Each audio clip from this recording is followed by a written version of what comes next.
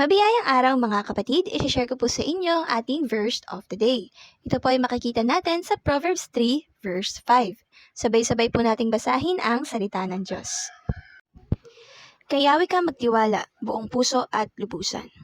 At huwag kang mananangan sa sariling karunungan. Praise God. Kapatid, mahilig ka rin bang makipagkompetensya? O kaya naman kapatid, may nasasabi ka na hindi mo namamalayan, nakakapagmalaki ka na pala. Kung oo kapatid, para sa iyo to. Kapatid, there's nothing wrong in trusting yourself. And there's nothing wrong discovering things by yourself. Wala rin namang problema kapag proud ka sa mga nagagawa mo. Nagiging problema lang yon kapatid kapag nanangan na tayo sa sarili nating karunungan.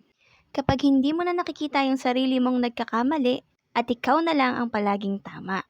Kapag dumadating na sa point na nangmamaliit na tayo ng ating kapwa. Dahil nga, magaling na tayo. Kapatid, this is a reminder that power, positions, and entitlement are temporary. And this world is temporal. Wag na wag nating iisipin na nakakahigit tayo sa ating kapwa. Yes, oo, may mga times na magagaling tayo, nag-excel tayo. And it's okay to be grateful sa mga bagay na meron ka. Dahil yang mga yan ay gift natin from God. Kaya naman kapatid, always treat people with love and kindness. Kung nakikita mong magaling ka kaysa sa iba, turuan mo sila. At huwag mo silang maliitin. Pinakamainam kapatid, kung yung mga bagay na ginagawa natin ay nag-glorify kay God. Nagbibigay ng kapurihan sa Panginoon at hindi sa ating mga sarili. Kapatid, keep a humble spirit.